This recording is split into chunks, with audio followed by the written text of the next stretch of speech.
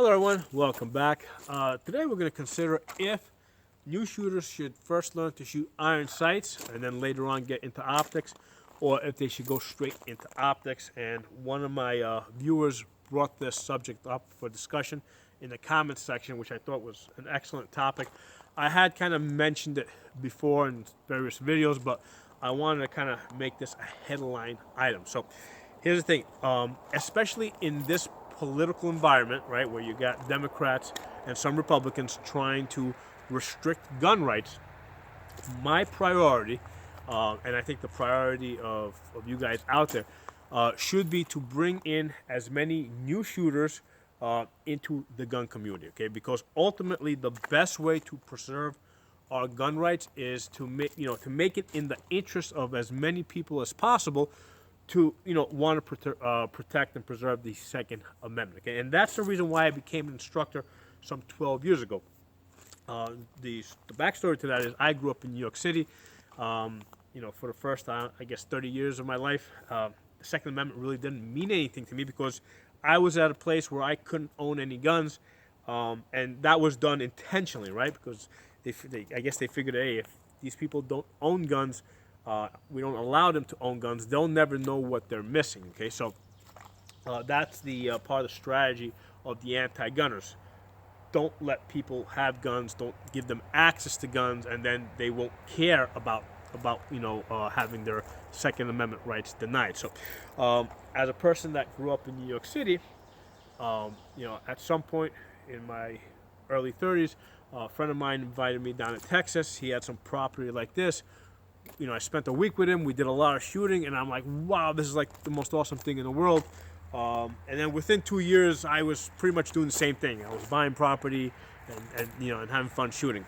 So at that point, right, something happened.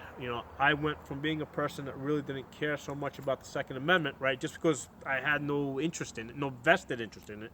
I was always pro-gun rights, but I had no real incentive to fight for the Second Amendment, right? To fight to preserve gun rights because I didn't have any guns. At best I would say I was pro-gun rights leaning, okay? So at the point that I became a gun owner and started, had property and was shooting and having fun with it, right? I'm like, okay, now, when they're talking about restricting gun rights, they're not talking about taking away somebody else's rights. They're talking about taking away my rights, okay? So all of a sudden, the whole world changed, right? Now, the Second Amendment really meant something to me personal.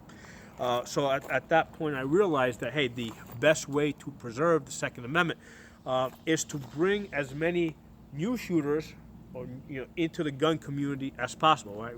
We need to keep growing our numbers, which we have successfully been doing over the last 10 years. That is the reason why, even though Democrats pretty much control the White House, they control the full Congress, they really can't push new gun legislation through because they know they're going to lose seats in the red states, okay? That's why they're trying to push stuff through the ATF so they can, the people in those red states, the Democrats in those red states, can say, hey, it wasn't me, it was them over there at the ATF, okay?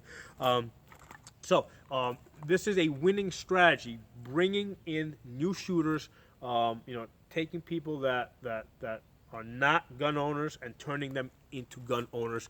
That is the best way to preserve the Second Amendment. So let's talk about my training experience, right?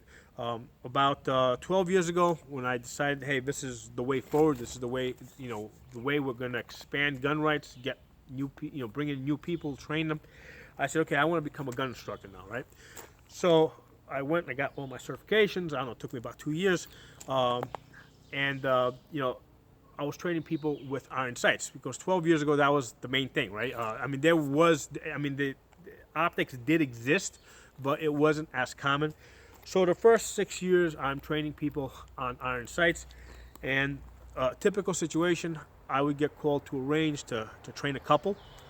The husband, it was usually the husband. Sometimes it was the wife too, but usually the husband was like, really into it. Like, yeah, he wanted to learn this. The wife, he kind of just brought the wife along to try it out as well. So the way it went that, training people on iron sights. Like 99% of the time, the guys got it, they enjoyed it, they loved it, no issues there. When the women tried it, only about 50% of the time did they actually enjoy doing it. The other 50% of the time, the women were like, this whole line up the sights, rear sight, front sight, sight picture, focus on the front sight, target at a distance, blurry. I mean, it was just like completely discombobulating them, right? Not all women, but about 50% of the time, it just seemed like too much work. Now, you might say, how is this too much work? Well, here's the thing. I mean, I find cooking to be too much work, okay? My wife does the cooking. I don't cook. I don't like cooking, You might say, how can you not like cooking? I don't. I like eating, obviously, right? But, yeah, I'm not into cooking. I'm into eating. So the same thing goes with the shooting, right? Sometimes, the whole with the line up the sights and, rear sight, front sight, match them up, get it underneath the target, focus on your front sight. About 50% of the time, the women kind of lost interest in it, and they were like, what, I'm going to go sit over there. There's a couple of women over there. I'm going to go chat with them, or they were going to go look at their phone or whatever. But about 50% of the time, I lost the women, right? And it was usually right there with the whole aiming thing, right? Now, I had plenty of cases where the women liked shooting, but they just didn't like aiming, right? So they like taking the gun, pointing it down range, boom, boom, boom, boom, boom. They're not even looking at the sights, right? They just boom, boom, boom. They're enjoying the shooting, but they don't like the aiming. Okay, so that's where I was at. 99% of the time, guys loved it. Only 50% of the time could I get women interested in it. Okay, so I said, okay, that's how it's going to be. I can't force them, right? So then, about 6 years ago, I started experimenting with red dots on red dots on rifles, right? Then pistol red dots really didn't exist at the time yet.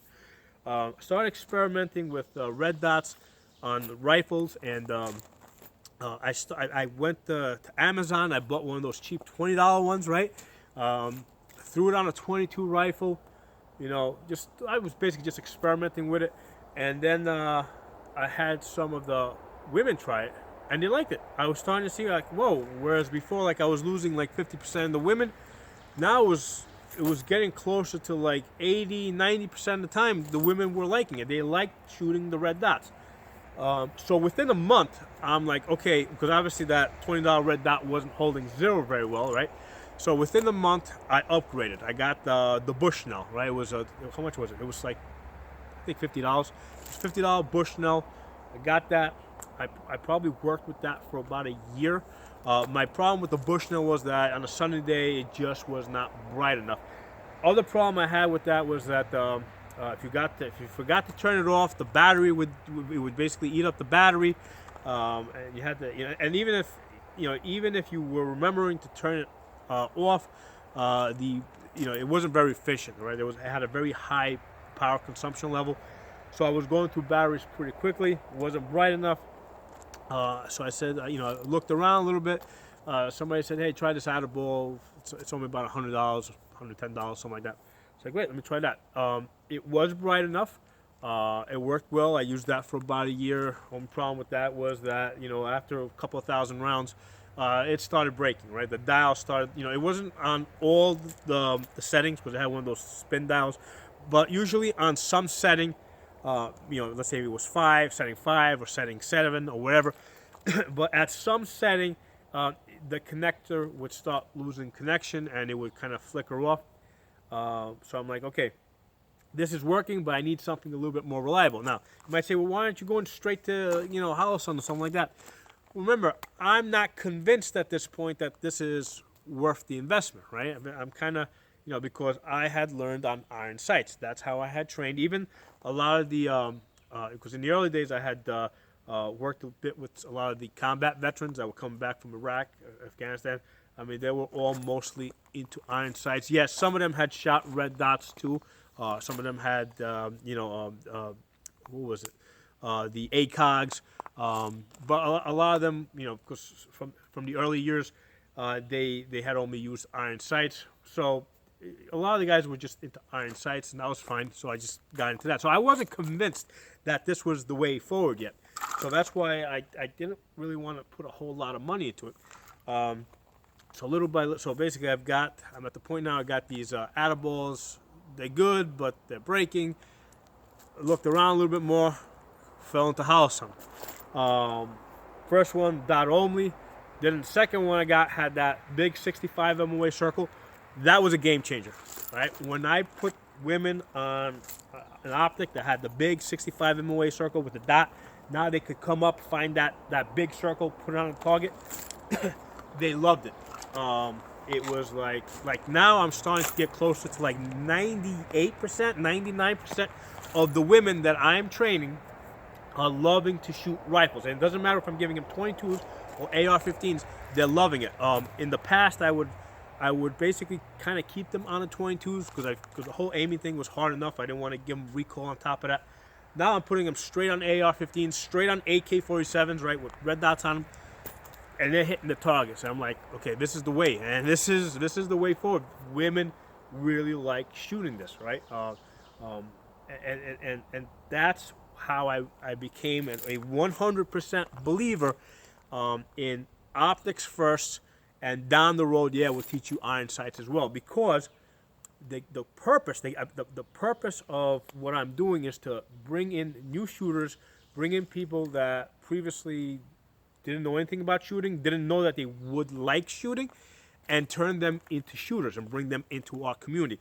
And it's my chance of success, all right, is a lot greater if I put people on optics first, especially optics with big windows, right? Like this, the 510C, right? I used to use the smaller tubes. I found an even higher success rate when I use the bigger glass of this Howson 510C.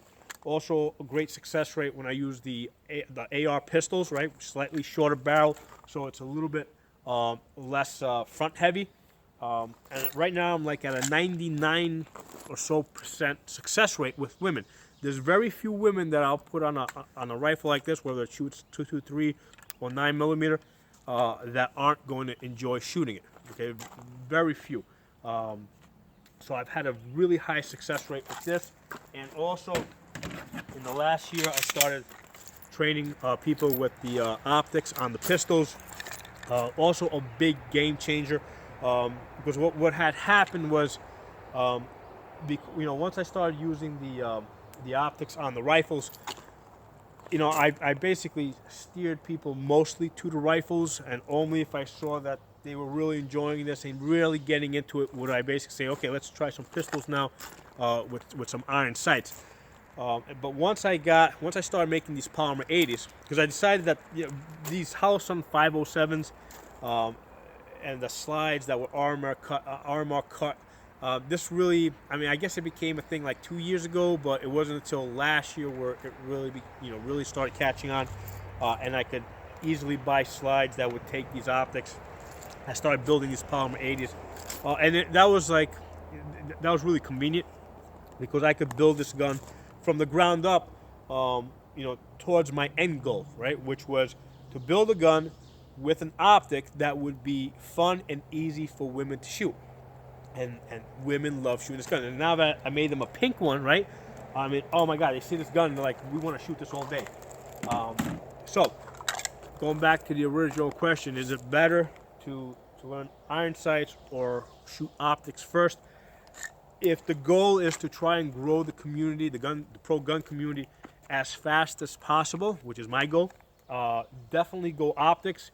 Bring them in, keep them, and then afterwards, start expanding into other areas.